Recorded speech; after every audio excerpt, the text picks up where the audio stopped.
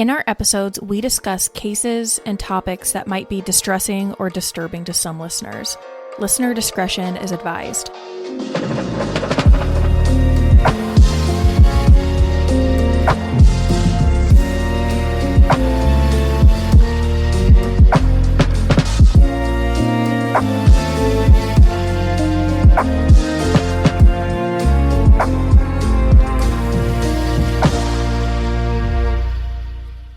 Welcome back, everybody. It's part 6 and our final part, covering the 1980 murders of Rose Burkert and Roger Atkison, and the unsolved murders of William Kyle and Jack McDonald, who were connected to Rose and Roger's murder through various similarities like the type of weapon used, the murders being in hotels, and toothpaste being found at each scene. We have gone over basically everything I know about Rose and Roger's murder, the crime scene, the investigation, the suspects. We've gone over William Kyle's murder. We've gone over Jack McDonald's murder. Today, we're going to talk about one suspect that has been brought up and the status of the investigation into that individual. We will then wrap up our coverage. If you have liked this multi-part series, please let me know. If you didn't like it, also let me know. I, again, want to thank each and every one of you for taking the time to listen to this podcast. My goal with this podcast is to learn and share the research I've done into these cold cases, so hopefully one day some of them can be solved. I do not make money from this podcast, but if you're interested in supporting the show and my work, you can find the link to my Patreon below. You can also support the show by sharing it with friends and leaving a 5-star review wherever you're listening to this. But let's get started. When researching this case, you will almost certainly come across the name Raymundo Esparza. So who is he? He became known in this series of cases after the June 1980 murder of William Kyle. He was a suspect in that case, and because of the similarities between the 3 cases we've covered, many have speculated that he was responsible for all 3 of these cases. Now, Raymundo Esparza got on police's radar because on the evening of June 24th, 1980, guests at the Sheraton Motor Inn in Galesburg, Illinois, where William Kyle was murdered, reported seeing a man on the premises carrying a bag of tools. This man was later identified as being Raymundo Esparza.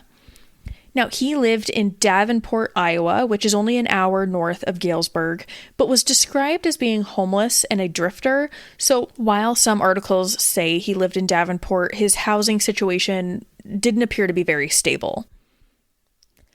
On the evening of June 24th, 1980, police received a call that a man was loitering near some railroad tracks. And according to the episode of the DNA of Murder with Paul Holes, an officer actually picked up Esparza and dropped him off at the motel where William Kyle was staying on the night of the murder. Now, in December of 1980, authorities in Illinois and Iowa actually serve a joint search warrant on someone's residence as part of their investigation into the murders of William Kyle and Rose and Roger. And while the article does not name the person who was the subject of the search warrant, I believe it was Esparza. Let me read directly from an article published in the Quad City Times on September 14th, 1981. And before the passage I'm about to read to you, they are talking about the similarities between Rose and Roger's case and William Kyle's case. It says, quote, "A Davenport man who was the subject of a search warrant issued jointly by the DCI and Galesburg police is no more of a suspect than any of the other family members, friends, and acquaintances agents have questioned. The application for the search warrant, which was obtained December 10th, relies mostly on items taken from Kyle's room. It states only that Atkison and Miss Burkert died of wounds similar to those that killed Kyle, and that the wounds were inflicted with a similar instrument. Investigators hoped to find a sugarcane knife, hand axe, machete, or instrument capable of making cutting marks on flesh, according to the application. Items seized in the search of the Davenport residence were a hammer, a work glove, 2 towels with green stripes, a syringe, letter opener, 2 books, 2 pairs of Levi trousers, and a Levi shirt. The Davenport man who was the subject of the warrant was seen at the Sheraton Inn the night of June 24th and the morning of June 25th when Kyle's body was discovered. Galesburg Captain Ronald Butler will only say that there are, quote, great similarities in the Amana and Galesburg cases. He also said the Davenport man remains a suspect in the Galesburg slaying, but added that, quote, we have a couple other suspects. Now, that was from that article regarding the search warrant.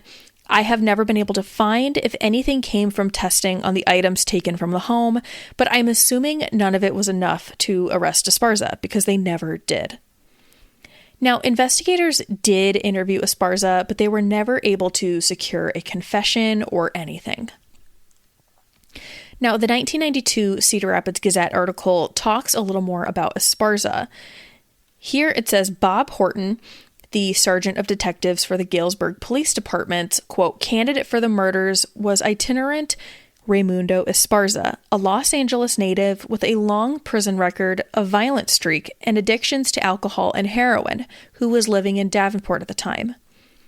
The article says Esparza, according to Horton, was seen in the Galesburg Motel the day of the Kyle murder and was at the VA Medical Center in Iowa City near Amana on the day of the Amana murders. And Iowa City is only 30 minutes from Williamsburg. The article goes on to say, quote, Horton also believes Esparza committed a similar murder in 1970 in Meridian, Mississippi. Horton failed in long interviews with Esparza to secure a confession, and the suspect ultimately died in the mid-1980s in Iowa City. Now, Sheriff Slockett, the Iowa County Sheriff at the time, didn't believe that Esparza was connected to the murders of Rose and Roger. He acknowledges that the cases were close together and had a lot in common, but he said that there were things that were not similar. One was the lack of a message written at Kyle's scene, referring to the word this, which had been written in soap at Rose and Roger's scene. But Slockett also believed that William Kyle's murder had, quote, homosexual overtones absent from the Amana slayings. Now, I do not know what he means by this. He does not expand on it. And there has been nothing in my research to suggest that William Kyle was having some sort of affair with a man. And there's nothing to suggest he was himself gay or bisexual. And not to say that this wasn't possible, right? Being gay or bisexual definitely wasn't as widely accepted in the 1980s as it is now. But there have been no details to expand on what he meant by homosexual overtones. One thing I've wondered, though, and I never found this in my research of the Kyle case, was if William Kyle had been sexually assaulted. There was nothing reported that indicated he had been, but would that have been something widely reported in the 80s? I feel like the subject of male sexual assault was still very much taboo during this time. And if William Kyle was sexually assaulted, did Sheriff Slockett in 1992 comment that the murder had homosexual overtones because of this? I think that's a real possibility. In Marcella's book, Axed, the 1980 Amana, Iowa Axe Murders, she briefly discusses the William Kyle murder and also writes that there were, quote, sexual overtones to that murder. But upon further examination of Roger's body, there was, quote, no sign of homosexual activity to him. So again, I believe they are suggesting that William Kyle was sexually assaulted, and there is no evidence that Roger was. Now, one thing we haven't necessarily discussed is the possibility that all of these murders, Rose and Rogers, William Kyle, and Jack McDonald, we haven't discussed the possibility that all of these were sexually motivated homicides. In each of these cases, they theorize that robbery was the primary motive, but in all of them, they also say it's unclear. So let's talk about this idea that these maybe were sexually motivated killings. It was noted that there was no evidence that either Rose or Roger had been sexually assaulted, and we don't know for sure if William Kyle or Jack McDonald were. But the murder victim doesn't need to be raped for the crime to be sexual in nature. According to the FBI's original definition of sexual homicide, developed by Robert Ressler, Ann Burgess, and John Douglas, a murder should meet at least one of the following characteristics at the crime scene to be considered a sexual homicide. 1. A victim's attire, partial or full lack of attire. 2. Exposure of the sexual parts of the victim's body. 3. The sexual positioning of the victim's body. 4. Insertion of foreign objects into the victim's body cavities. 5. Evidence of sexual intercourse. And 6. Evidence of substitute sexual activity like masturbation and or ejaculation at the crime scene or sadistic fantasy. So what do we see in the 3 cases we have talked about in this series? Let's assume that William Kyle and Jack McDonald were not sexually assaulted. And I'm assuming that just because that is not something I've seen confirmed in my research. So with that assumption, in Jack McDonald's case, he was nude. So we see a victim's lack of attire. William Kyle was just wearing shorts and Roger was just wearing his underwear. That could be considered a lack of attire as well.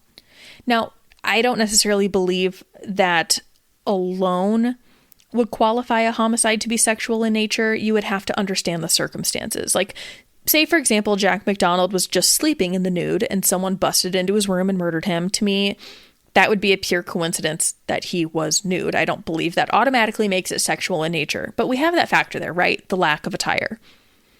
Now, in Jack McDonald and William Kyle's crime scenes, they were both positioned kneeling on the floor and lying over the bed.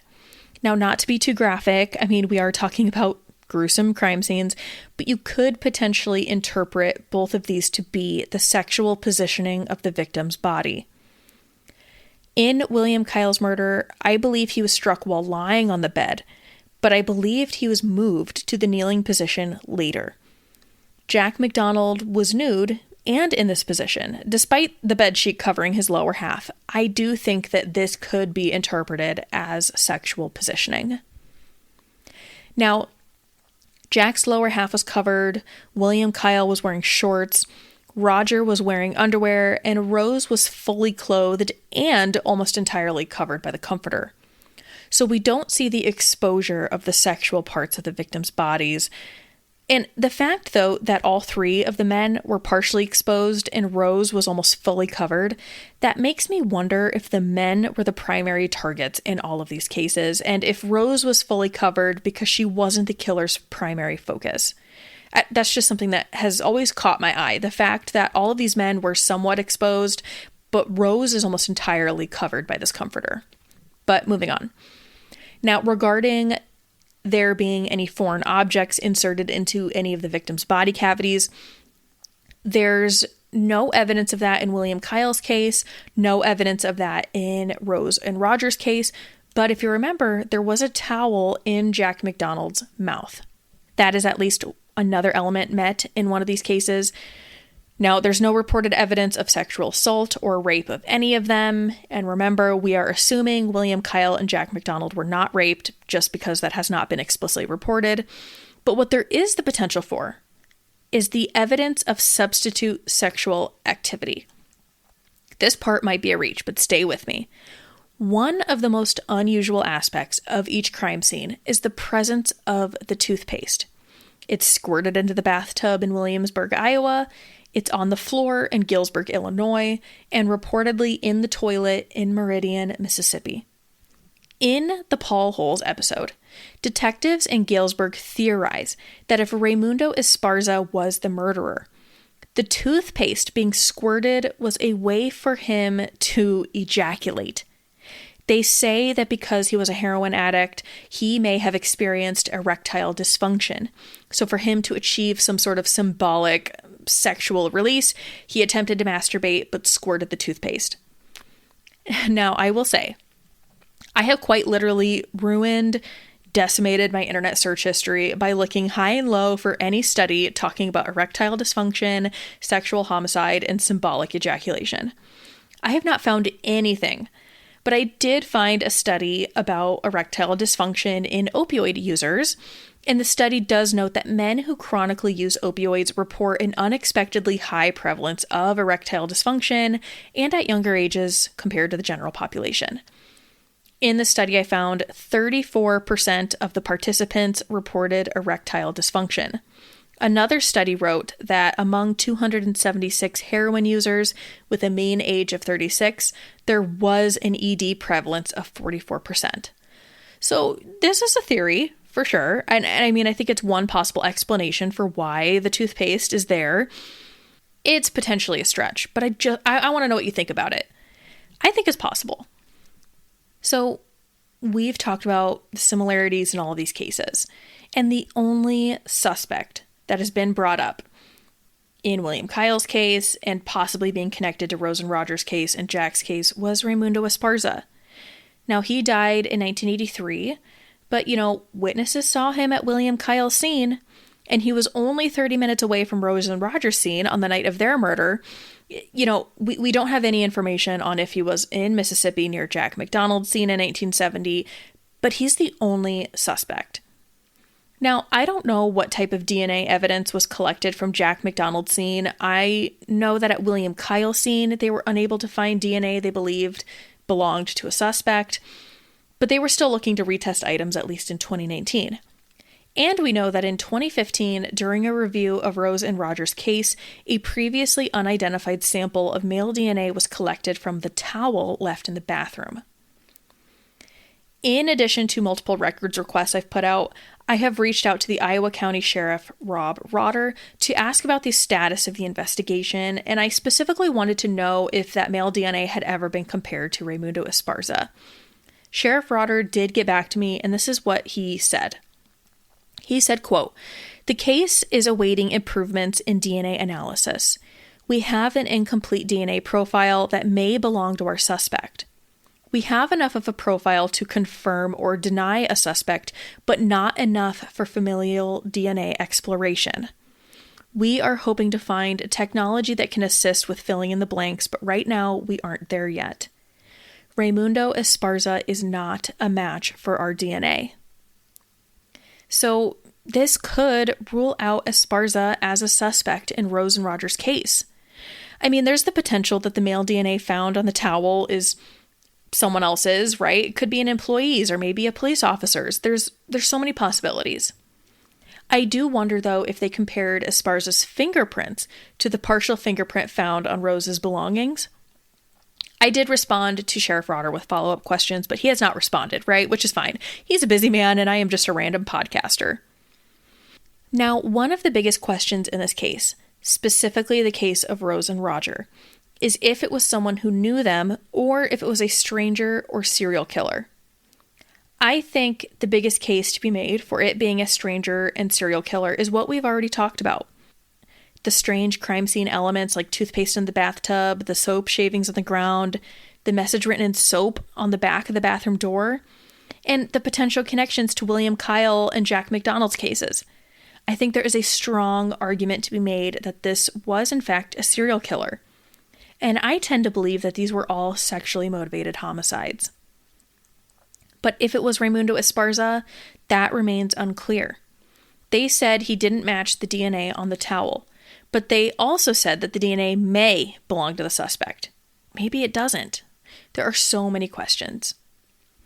Now, we talked about the possible suspects in part 3, and most of those were individuals who knew Rose and Roger. And I also think there's a case to be made for it being someone who knew them. I think there are plenty of things you can point to in terms of motive. Rose and Roger were having an affair. There was the ex-boyfriend stalking Rose. Marcella really wanted children, and having this betrayal from Roger. There's a lot.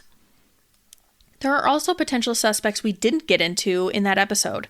Some people are suspicious of Roger's coworkers.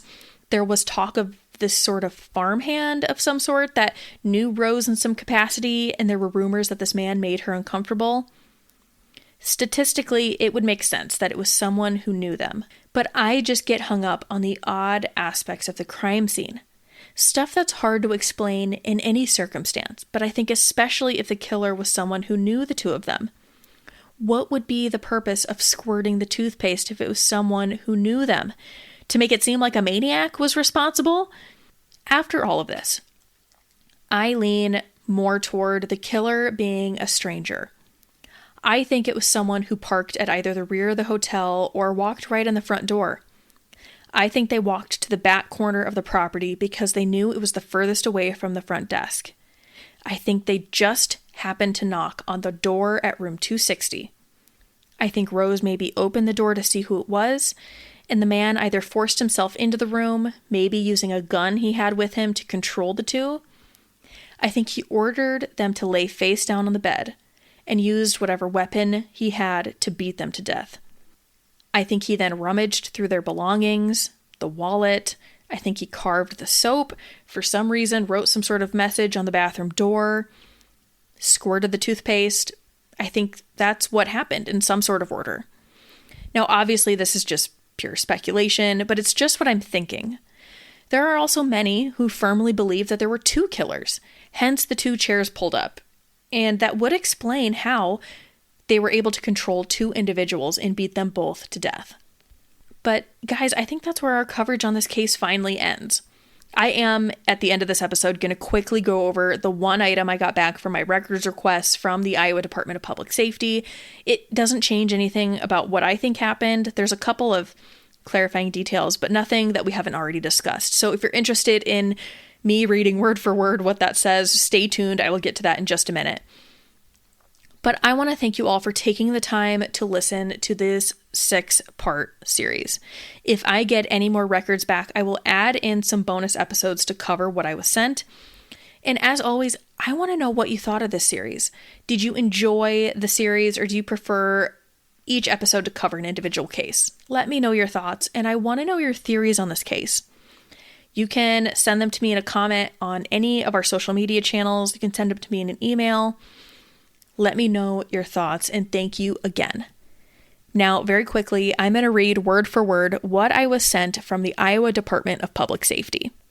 So this is a 2-page document. It is titled Division of Criminal Investigation, Case Number 8006274, Section A, Synopsis.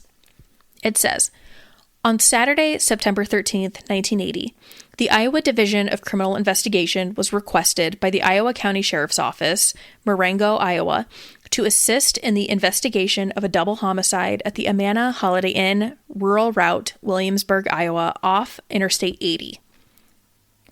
The investigation indicates that at or about 1:15 p.m., September 13th, 1980, Rose Burkert, date of birth 5/21/58, white female, American, of Savannah, Missouri, and Roger Atkison, date of birth 5/30/48, white male, American, of St. Joseph, Missouri, were found beaten to death in the bed of their room, number 260, at the Amana Holiday Inn.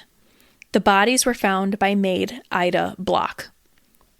Further investigation conducted indicates that the victims had checked into the motel at 7:40 p.m. Friday night, September 12, 1980, driving up to the area in the female victim's 1977 blue Chevrolet Malibu, bearing Missouri plate PJJ101, having left the Cahokia, Missouri area at or about 5 p.m., where the male victim had been working with General Telephone. The crime scene was processed by DCI laboratory technicians Mike Peterson and Bob Montserrat, and background investigation with regard to the victims was conducted by agents Gregory and Maurer in the St. Joseph, Missouri area with the assistance of the St. Joseph Police Department and other law enforcement agencies. Autopsies were conducted on the victims at St. Luke's Hospital, Cedar Rapids, Iowa, by Dr. Wayland, and in attendance were DCI laboratory technicians Peterson and Montserrat, as well as Agent Rick Benson. Autopsy results indicate, this section is redacted, cause of death of both victims, this section is redacted. A possible weapon used in the attacks is believed to be a hatchet-type instrument or cane knife. Crime scene investigation conducted indicates no indication of forced entry into the room, and that a quantity of cash was believed to have been taken, and field investigation conducted revealed an estimate of approximately $200 belonging to Roger Atkison. The crime scene, it should be noted, is consistent with the victim's personal belongings being gone through or ransacked prior to the commission of the homicides. Section A continued, page 2. It was ascertained that a similar type homicide occurred at the Sheraton Inn, Galesburg, Illinois on June 25, 1980, with the victim identified as William Kyle of Peoria, Illinois, but formerly of Cedar Rapids, Iowa. Additional crime scene observations indicated that a tube of toothpaste appeared to have been smashed with a fist, with a part of the contents consequently being found in the bathtub. And also noted in the bathroom area on the door was the printing of the word "this." Extensive canvassing of motel guests and employees was conducted by agents of the DCI as well as investigators of the Johnson County Sheriff's Office and deputies of the Iowa County Sheriff's Office, and it was ascertained that a phone call was received at the motel desk for a guest of room 260, taken by desk clerk Barbara Harker, and subsequently learned to have been made by Rose Burkert's babysitter's husband, Ronald Robertson, who received no answer, with phone records indicating that call was placed at 8:31 p.m. See time flow chart of activities for the victims for more specific information. Investigation is being continued by agents of the DCI as well as the Iowa County Sheriff's Office, and no arrests have been made. And that is all that this document says. Now, there's a couple clarifying details. It gives the name of the maid who found the bodies of Rose and Roger. It gives the name of the front desk receptionist. And it does clarify some information on the phone calls that were received. We know that the call that was placed to the room where nobody answered around 8:30 the night of the murders was made by the babysitter's husband, Ronald. Or I guess this doesn't say Ronald. It says Rondal. Rondal. Maybe that's a typo. I'm not sure. The only other thing in these records, it says see time flow chart of activities for the victims for more specific information. I might ask if they have that. They didn't provide it to me. I doubt that they will, but we'll see. There's also the part about the autopsy results. There is a chunk of it that's redacted. She said if I want that information, I need to request it with the state medical examiner directly. So I have put in that request as well. Again, if I get anything back, I will put out some bonus episodes, but that's all I was sent. It's all pretty much information we've already known. The only other response I got was from Sheriff Rob Rotter, and that's where he talks about the DNA. The DNA being enough to confirm or deny a suspect, but not enough for genetic genealogy. And he said the DNA was not a match to Raymundo Esparza. So that's where we are.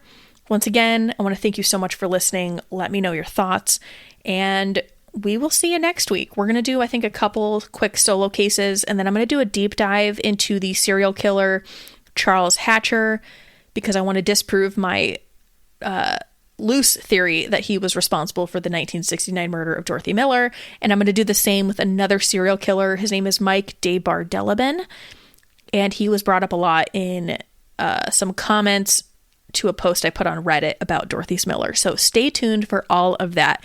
And if you have a case you want me to cover, send me an email, write me a comment, whatever. Once again, I would greatly appreciate it if you left me a 5-star review and rated the show wherever you get your podcast, and share this show with your friends and family. Thank you so much again, and we will see you next time. Thank you for listening to this episode of Cardinal Crimes.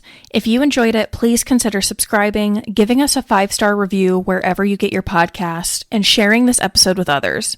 You can find us on TikTok, YouTube, and Instagram with the handle @CardinalCrimes, and you can send us any case suggestions, questions, or topics you would like covered there or to our email, cardinalcrimes@gmail.com. Until next time, friends, take care of each other and take care of yourself. If you've ever thought about starting your own podcast, there's no better place to begin than with Buzzsprout. It's the platform I use, and it makes publishing, promoting, and tracking your episodes so easy, even if you're not tech savvy. Plus, they help you get listed in all the major directories like Apple Podcasts, Spotify, and more. And here's the best part. When you sign up for a paid Buzzsprout plan using my affiliate link, you'll get $20 off, and you'll be supporting the show at the same time. Just head to the description of this episode to find the affiliate link. Now, let's get back to the episode.